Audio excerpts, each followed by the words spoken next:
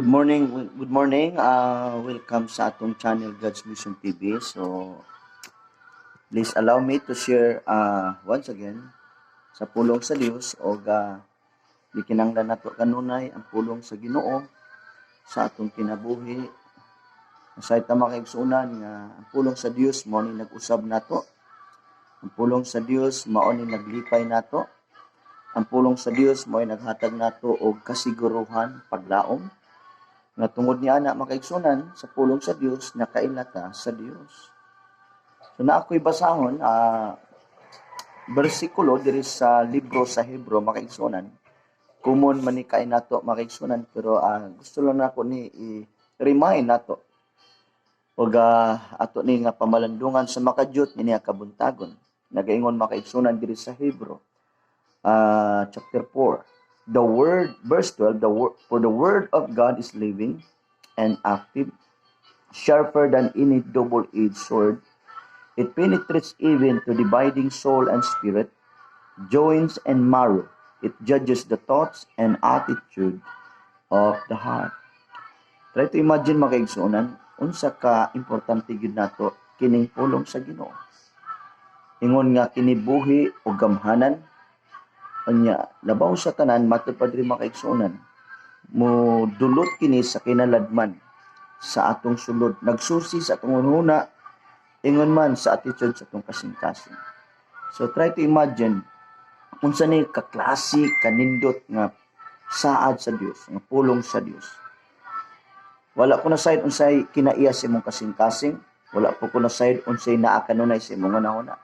Apan hinumdumi ang pulong sa Dios muhukom sa atong hunahuna sa atong hunahuna ug ingon man nagsusi sa atong kasing-kasing. Kung nabug-atan ka karon sa imong pagbati or kaha naglibog ka karon makaigsunan daghan kay plano ug daghan na ba kay mga kasuko unsabay naa sa imong hunahuna.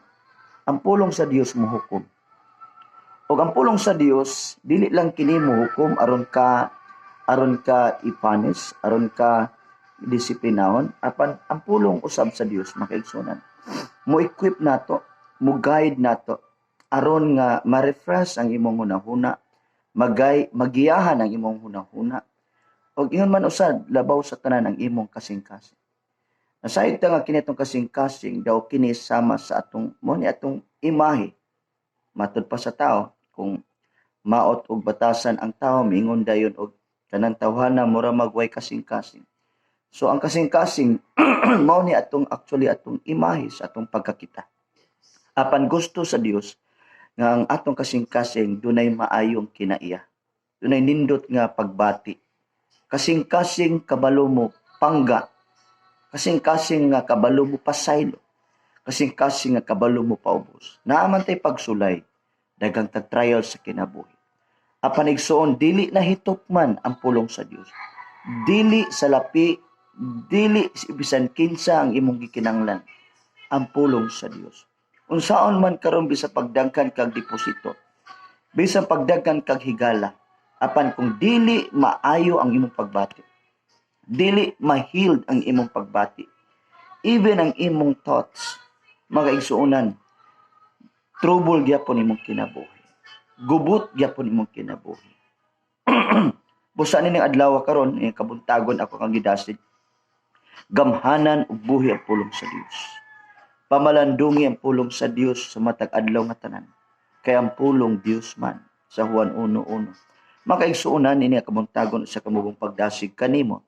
Nakita sa Dios ang imong pagbati. Nakita sa Dios ang imong hunahuna. Ang imong pangandoy, ang imong desire sa imong kasing-kasing. Apan ang Bible nag-ingon, delight yourself unto the Lord. I-delight ang imong kinabuhi sa Ginoo. Og dunay garantiya nga saad, He will fulfill the desires of your heart. Tungod kay nakita sa Dios ang atong kasing-kasing. Nakita sa Dios atong hunahuna. Walay matago nato sa Dios. Sa verse 12 nag-ingon, nothing in all creation hidden from God's sight. Everything is uncovered and laid bare before the eyes of Him to whom we must give an account. Muhatag taghusay sa Ginoo sa tanan nato, sa atong kinabuhi, sa atong binuhatan. Apa hinumduman ang good thing diri makaigsunan kay dayag sa Ginoo. Apil imong kasing-kasing tanan imong unahuna. O hinumduman nato nga wala imposible sa Dios. Andam ang Dios sa pagtubag sa atong mga plano, tinguha, pangandoy sa atong kasing-kasing makaigsunan. Busa, kung atong kasing-kasing andam sa pagdangop sa Dios, sa paghinulsol sa atong makapakyasan o kakulangon, o pagsurinder sa Dios, o labaw sa tanan musalig kayo kita sa Dios makaigsunan.